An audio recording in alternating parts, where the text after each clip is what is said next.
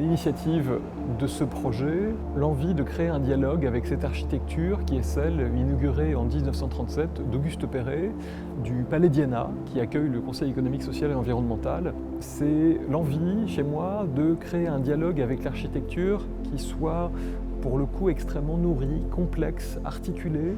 Ces fenêtres gigantesques en font quasiment un parc de sculptures à ciel ouvert. Et l'idée, c'est d'inviter des artistes capables de jouer avec ces variations atmosphériques, ces variations lumineuses, cet espace très complexe. Cette année, après avoir invité Carlos Cruz-Diez, Arthur Lécher et organisé une exposition collective qui s'appelait Suspension, avec plus d'une vingtaine d'artistes autour de Calder, Marcel Duchamp ou encore Thomas Saraceno, j'ai voulu inviter la brésilienne Lúcia Cor et lui proposer cette aire de jeu incroyable. Pendant presque 6 mois, nous avons travaillé sur un dialogue nourri entre son travail, les grands axes de sa carrière, entamée il y a plus de 35 ans, et au fond les caractéristiques du lieu. Donc on n'est pas du tout dans une exposition qui pourrait être transposée telle quelle dans n'importe quel autre espace. On n'est pas dans une définition traditionnelle ni de la peinture ni de la sculpture. On est finalement dans des œuvres extrêmement poussées comme ça en termes de définition de l'art.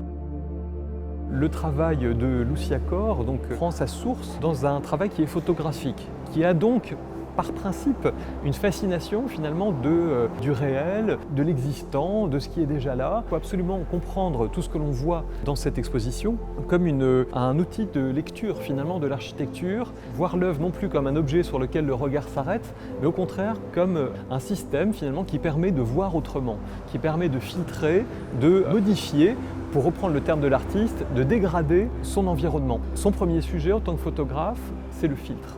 C'est la nuit américaine, c'est-à-dire comment recréer artificiellement les conditions nocturnes en pleine journée. Ces toutes premières œuvres significatives consistent donc pour la plupart en une modulation d'un espace existant en filtrant la lumière venant par les fenêtres. Au Conseil économique, social et environnemental, ces grandes fenêtres de près de 7 mètres de hauteur, par leur division horizontale, vont offrir à l'artiste 2 points d'ancrage pour ces lignes de textile qui vont venir envahir la quasi-totalité de l'architecture d'Auguste Perret et, en fonction d'un plan extrêmement erratique, imprévisible, venir troubler, perturber cette architecture. Cette logique, elle est fondamentale. Chaque élément, d'une certaine manière, découle d'une lecture et au fond entraîne le spectateur dans une nouvelle lecture de cette même architecture. Et il fallait trouver comme ça une manière de perturber l'architecture, de la troubler, d'où le titre de l'exposition, qui s'appelle donc Double Trouble, double trouble, qui est une façon au fond de traduire, peut-être la plus efficace, la dualité de la signification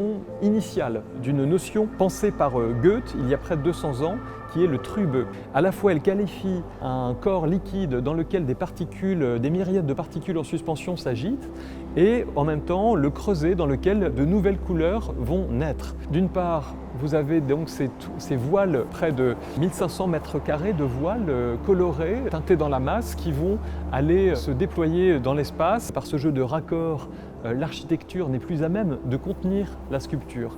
Donc il y a l'idée comme ça d'un bras de fer, d'un face-à-face entre ces 2 notions classiques, les artefacts humains.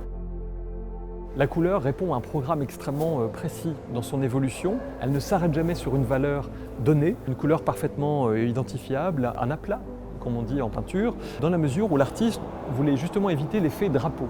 Donc cette idée de dégradé est très importante pour l'artiste dans la mesure où elle veut que la couleur reste insaisissable. Elle veut qu'elle soit un phénomène atmosphérique, un petit peu comme un coucher de soleil, une variation comme ça du ciel.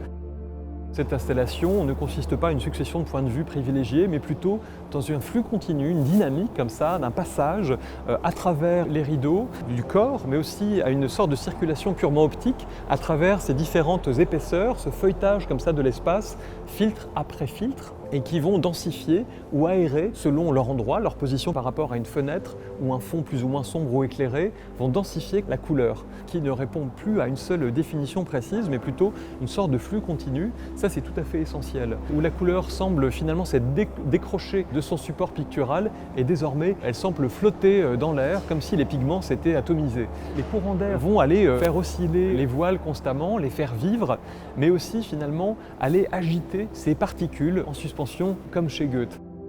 l'artiste l'aperçoit, la conçoit comme une sorte de peau commune touchée par tous les spectateurs. Nous sommes comme reliés les uns aux autres, c'est cette fonction sociale d'un bain commun, d'un espace commun, d'un textile commun, d'une peau commune au fond, partagée par tous les spectateurs. En ce qui concerne la distribution des autres œuvres dans l'espace, l'idée c'est de montrer deux extrêmes de sa pratique.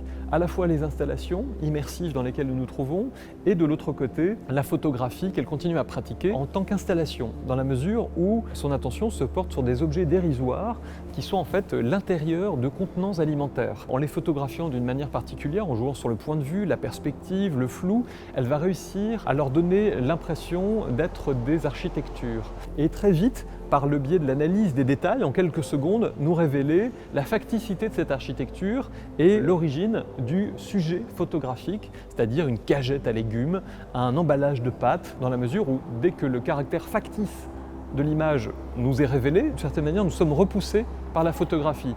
C'est en fonction de cette idée que nous avons décidé de les placer aux extrémités du parcours et qui a pour fonction, sur le principe précédemment évoqué, de nous renvoyer dans l'architecture à un repoussoir vers la projection physique de notre corps au sein du dispositif pénétrable. Cette idée, au fond, de laisser au spectateur la liberté de constituer lui-même cette succession de la perceptive, ce continuum comme ça de l'espace et du temps, ça fait partie des notions constitutives du travail de Lucia Cor. Et évidemment les photographies comme un extrême, presque comme un repoussoir.